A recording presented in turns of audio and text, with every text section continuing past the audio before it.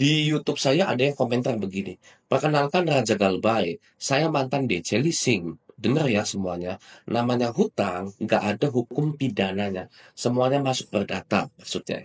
Kalau utang masih ecek-ecek, masih di bawah seratusan juta, hampir jarang banget dikasusin sampai perdata.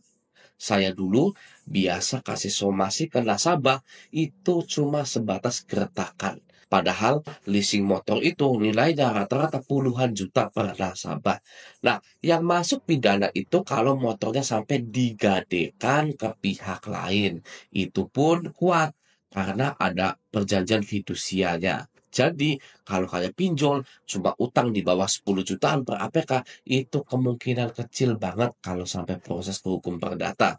Jadi santai aja, yang sudah nggak kuat bayar. Oh, stay galbay gitu ya. Nah, jadi di Raja Galbay itu ada DC leasing, ada DC pinjol, ada mantan DC leasing, ada mantan DC pinjol, ada karyawan pinjol gitu ya. Masuk semua dan alhamdulillahnya mereka berbagi gitu ya. Berbagi tentang pengetahuan-pengetahuan yang masyarakat ini buta sama sekali gitu ya. Seperti ini ya. Saya dulu biasa kasih somasi ke nasabah itu cuma sebatas gertakan. Ya, di leasingnya aja hanya sebatas gertakan, apalagi yang pinjol. Oke, jadi bagi Anda pastinya sering yang mendapatkan surat somasi dari sini, surat somasi dari pinjol ini, pinjol A, pinjol B, pinjol C gitu ya. Itu langsung Anda klaim bahwa itu hanyalah gertakan. Oke ya, kenapa gertakan? Ya, ya karena pinjol itu resiko terbesarnya masuk slik OJK. Oke, lalu di sini yang masuk pidana itu kalau motornya sampai digadekan ke pihak lain gitu ya. Jadi Anda lagi kredit motor, ya motornya Anda gadekan, itu macet lagi misalkan gitu ya. Nah itu tuh nggak boleh katanya gitu ya, kata mantan DC ini gitu ya. Nah kalau dipinjol, ya nggak bisa, nggak ada barangnya, apa yang mau digadekan, ya kan? Misalkan Anda pinjam 10 juta, ya cair 9 juta gitu ya. Ya sudah, tidak ada yang digadekan, tidak ada yang dijual kembali gitu ya. Kalau motor itu kan bisa dijual lagi, hanya STNK-nya saja gitu ya. Anda beli motor NMAX harga 35 juta, ya kan? DP-nya itu DP minim, hanya misalkan 4 juta saja. Oke. Lalu setelah Anda dapat motornya di ACC gitu ya, Anda jual kembali motor tersebut. Ya hanya STNK-nya saja. Motor dan STNK tanpa BPKB. Senilai misalkan 8 juta atau 10 juta. Anda untung berapa tuh? 6 juta gitu ya. Nah itu nggak boleh. Kata mantan DC leasing ini seperti itu. Tapi kalau dipinjol tidak akan bisa ada perihal seperti itu ya. Tidak akan ada perihal seperti itu. Ya nggak akan bisa. Karena produknya itu pinjam uang tanpa jaminan apapun, ya tanpa barang, tanpa ada fisiknya seperti leasing, gitu ya. Jadi semoga dengan ada komentar dari mantan DC leasing ini yang sudah berbagi kepada kita, kita semua bisa tenang. Oke ya. Nah, satu lagi nih, ada dari OJK-nya langsung. Di bagian ke-6. 2, 3, 4, 5, 6. Nah, gini ya. Di sini kita scroll dulu ke bawah dan langsung ke poin G saja. Oke. Nah, kita baca. Penyelenggara melaksanakan penilaian scoring atau permohonan penerima pendanaan sebagaimana dimaksud dalam huruf B angka 2 antara lain dengan 1. Melakukan verifikasi atas kebenaran dokumen yang disampaikan sesuai dengan prosedur operasional standar penyelenggara. Jadi KTP Anda itu sudah diverifikasi. Semuanya ketika Anda menerima dana dari pinjol itu semuanya sudah diverifikasi. Tidak ada penipuan, tidak ada pemalsuan, pinjolnya pun mau mencairkan dana kepada Anda. Ya. Jadi kalau Anda galbay lalu ditakut-takutin ini pemalsuan, ini penipuan, nggak bisa sama sekali. Karena sudah tertuang dalam SEOJK bahwa pinjol harus melakukan verifikasi atas kebenaran dokumen yang disampaikan sesuai dengan prosedur operasional standar penyelenggara. Ya, Anda memalsukan KTP Anda memalsukan tempat kerja, Anda memalsukan alamat Anda, nggak bisa. Ya, duit udah cair berarti sudah diverifikasi. Gitu ya. Nah, itulah resiko buka usaha pinjaman online.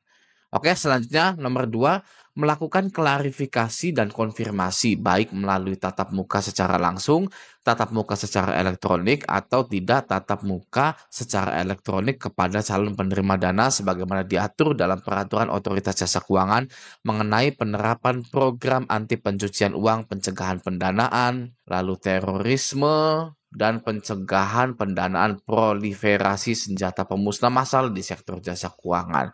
Gitu. Jadi tidak boleh fake fraud untuk pencucian uang. Apakah di pinjol itu ada pencucian uang? Nasabahnya fake. Nah, kita nggak tahu sebagai rakyat-rakyat ini. Ya, yang kita tahu hanyalah produk pinjaman online, penagihannya, dan gagal bayar. Ya, sudah. Itu saja untuk rakyat-rakyat seperti kita ini. Nggak perlu pusing-pusing mikirin A, B, C, D. Ya, kalau nggak mampu, galbaikan. Ya, tapi prinsipnya tidak ada orang yang mampu membayar pinjolnya. Pinjol sekali dilunasin pasti akan membawa petaka selanjutnya. Gitu. Oke, selanjutnya langsung saja kita ke poin yang J ini. Ya, ini dia ya main problemnya ini di sini ya. Penyelenggara atau perusahaan pinjol harus memastikan bahwa penerima dana atau kita-kita ini, masyarakat Indonesia ini, tidak menerima uang atau pendanaan melalui lebih dari 3 penyelenggara atau 3 pinjol, termasuk penyelenggara yang bersangkutan. Ya, jadi mulai tahun 2024 ini, pinjol keempat Anda itu silahkan saja digalbay. Ya, seperti itu. Kalau yang kita tangkap karena tidak boleh masyarakat menerima pinjol lebih dari 3. Ini sudah tertuang di SEOJK gitu ya. Berarti pinjol yang keempat, kelima, keenam itu gratis dan bansos. Bang, kalau pinjol yang pertama, kedua, ketiga jadi harus dibayar dong. Kata siapa? Ya, kata siapa? Adanya peraturan masyarakat tidak bisa pinjam lebih dari 3 pinjol itu ya karena banyak yang galbay. Ya, jadi OJK berharap jangan ada yang galbay 20 aplikasi, 50 aplikasi gitu ya. Kalau galbay itu 3 saja. Misalkan Anda pinjam di Uangmi, Isi Cash, lalu apalagi Kredinesia. Ya sudah, galbaynya itu 3 saja. Kalau Anda nggak mampu gitu ya, jangan sampai gali lubang tutup lubang ke Kredivo, ke yang ShopeePay dan lain-lain gitu ya. Itu jangan. Kalau mau galbay 3 saja. Sudah. Seperti itu ya. Anda juga ketika gagal bayar itu dilindungi oleh UU P2SK. Ya, Undang-Undang Perlindungan Konsumen. Galbay sekarang itu lebih enak daripada galbay di zamannya saya. Di zaman saya nggak ada ya peraturan UU P2SK, peraturan penagihan nggak ada. Ya barbar gitu ya. Tapi kalau saya jika pinjol ini barbar maka akan saya barbar balik. Wes gitu ya. Kalau orang misalkan dibarbarin sama pinjol takut, cemas dan lain-lain. Kalau saya enggak ya. Saya tak barbarin balik. Anda mau sebar data saya sebar sekarang hari ini. Saya tunggu. Saya mau lihat kayak gimana penyebaran data saya. Oh, Anda mau jadi terkenal? Iya, saya mau jadi terkenal. Gitu. Ayo gimana? Silakan sebar data. Saya mau lihat. Ya, Facebook saya kasih, IG saya kasih, saya tantang sebar data, malahan gak disebar-sebar datanya. Heran saya juga. Ya, oke. Selanjutnya yang poin K, dokumen sebagaimana dimaksud pada huruf G angka 1 paling sedikit terdiri dari orang perseorangan paling sedikit kartu tanda penduduk atau surat izin mengemudi atau paspor.